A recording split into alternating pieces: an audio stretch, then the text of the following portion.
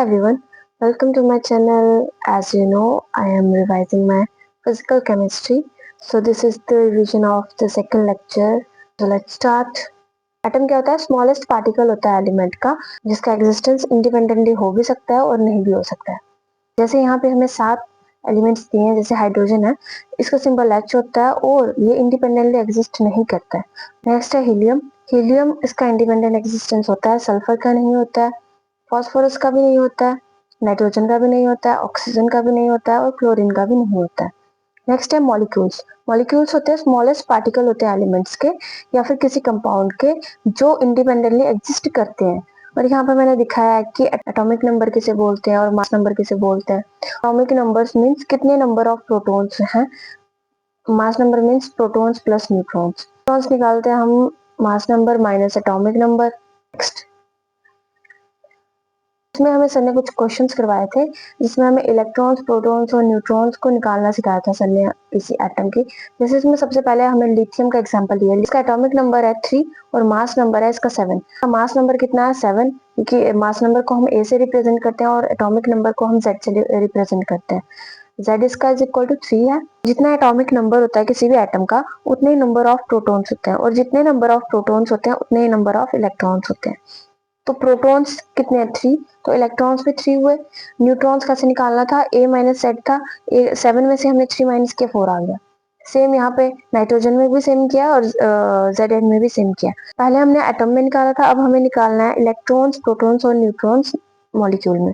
Molecule में इसमें सबसे पहले इन्होंने एग्जाम्पल दिया है सर ने हमें N2 और H4 का। हाइड्रोजन का मास नंबर होता है 14 और एटॉमिक नंबर होता है 7। हाइड्रोजन का एटॉमिक नंबर भी 1 होता है और मास नंबर भी 1 होता है इसका।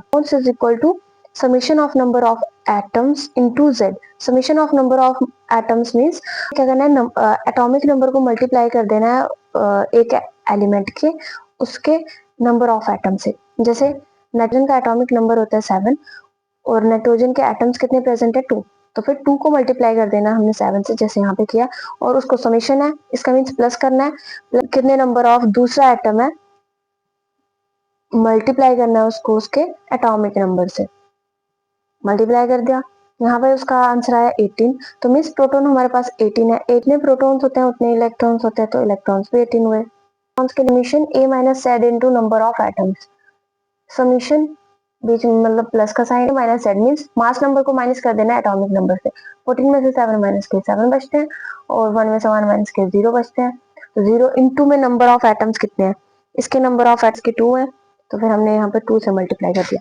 प्लस वाला साइन क्योंकि समीशन का साइन है यहाँ पे। 1 माइनस 1 कितना हो गया? 0। इंटू में कितना? 4 किया, क्योंकि इसके पास 4 एटम है हाइड्रोजन के। तो यहाँ पे हमें इस तरीके से न्यूट्रॉन्स निकालने। टॉपिक है आयंस। आयंस क्या होता है? एटम या फिर मॉलिक्यूल्स में जब इलेक्ट्रॉन का एक्सचेंज होता है तो उसकी वजह से आयंस फॉर्म होते हैं। आयंस 2 प्रकार के होते हैं, जैसे कैटाइन और एनायन। कैटाइन कौन होते हैं? Positive charge. एनायंस होते हैं negatively charge. Positive charge increase करता है, negative charge decrease. Negative charge anions में इंक्रीज करता है और पॉजिटिव चार्ज डिक्रीज करता है। इलेक्ट्रॉन का लूज हुआ मीन्स पॉजिटिव चार्ज आएगा। जैसे एल्यूमिनियम है, एल्यूमिनियम में 3 इलेक्ट्रॉन का लूज हुआ, यहाँ पे बाहर निकल गए 3 इलेक्ट्रॉन, तो मिनिमम 3 पॉजिटिव बन गया। जब भी लूज होता है इलेक्ट्रॉन तब पॉजिटिव में साइन आ जाता है। कैटाइन में पॉजिटिव का साइन आया और यहाँ पे हमने एक और इलेक्ट्रॉन को लूज किया, तो कैटाइन 2 पॉजिटिव आ जाए, क्योंकि पॉजिटिव एक पहले से था, एक हमने एक और इलेक्ट्रॉन को लूज किया तो फिर 2 positive. Next electron gain, minus sign आता है। इलेक्ट्रॉन लूज में क्या था? पॉजिटिव साइन आता था एलिमेंट के ऊपर। इलेक्ट्रॉन गेन में नेगेटिव साइन आता है। जैसे क्लोरीन ने 1 इलेक्ट्रॉन गेन किया तो क्लोरीन के पास ऊपर नेगेटिव में साइन आ जाएगा। ऑक्सीजन ने 2 इलेक्ट्रॉन गेन किए तो O2 नेगेटिव। अब नेक्स्ट है number of protons, number of electrons और न्यूट्रॉन्स किस तरीके से निकालना है हमने आयंस में, ये देखना है। प्रोटॉन्स को सेम वे जैसे हमने मॉलिक्यूल्स में निकाला था, और न्यूट्रॉन्स के लिए भी सेम वे है जैसे हमने मॉलिक्यूल में निकाला था। और इलेक्ट्रॉन्स के लिए क्या, उनसे अगर कोई इलेक्ट्रॉन लूज हुआ तो उसको माइनस कर देना है, उतने नंबर ऑफ इलेक्ट्रॉन्स। अगर गेन हुआ तो उतने नंबर ऑफ इलेक्ट्रॉन्स प्लस कर देने हैं। नेक्स्ट यहाँ पे सर ने हमें बताया एटॉमिसिटी होती है नंबर ऑफ एटम्स कितने हैं एक मॉलिक्यूल्स में, उसको बोलते हैं एटॉमिसिटी।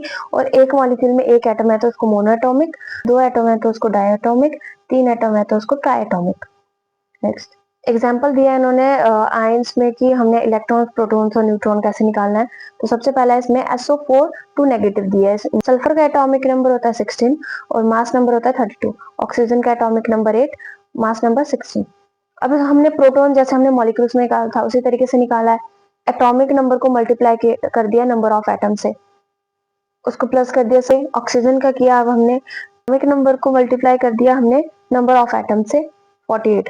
प्रोटॉन्स 48 आ गया हमारे पास। अब नेक्स्ट है इलेक्ट्रॉन्स। न्यूट्रॉन को सेम तरीके से निकाला था, जैसे पिछले क्या करते थे हम, मास नंबर को माइनस कर देते थे एटॉमिक नंबर से, उसके बाद उसको मल्टीप्लाई करते थे कितने नंबर ऑफ एटम प्रेजेंट है। का मास नंबर 32 था, इसको माइनस कर दिया हमने 16 से जो उसका एटॉमिक नंबर था, मल्टीप्लाई कर दिया हमने 1 से क्योंकि एस का एटम सिर्फ एक ही प्रेजेंट था। नेक्स्ट 16 में से हमने 8 माइनस कर दिया, मल्टीप्लाई कर दिया इसको 4 से क्योंकि इसके नंबर ऑफ एटम्स 4 प्रेजेंट थे। किया तो आंसर आया 48, मींस हमारे पास न्यूट्रॉन्स 48 प्रेजेंट है। अब इलेक्ट्रॉन्स निकालने हैं। इलेक्ट्रॉन को अगर गेन हुआ है इलेक्ट्रॉन तो उसको प्लस कर दिया, अगर लूज हुए हैं तो इलेक्ट्रॉन उसको माइनस कर दिया। यहाँ पे क्या माइनस का साइन है, मीन्स गेन हुए हैं इसको इलेक्ट्रॉन, तो हमें प्लस करना पड़ेगा। यहाँ पे 8 हमारे पास प्रोटॉन आए थे, उसमें प्लस कर दिया हमने 2 इज इक्वल टू 50, मतलब हमारे पास इलेक्ट्रॉन कितने आ गए 50। अब अगर हमें चार्ज निकालना है कि इलेक्ट्रॉन के ऊपर कितना है, तो फिर नंबर ऑफ इलेक्ट्रॉन्स कितने गेन हुए हैं उसको मल्टीप्लाई कर देना है कितना चार्ज होता है एक इलेक्ट्रॉन अगर या फिर प्रोटॉन। अगर गेन हुआ है तो यहाँ पे प्लस लगा देना, अगर लूज हुआ है तो यहाँ पे माइनस का साइन लगा देना। So that's all for today, and thank you for watching my video, and bye bye.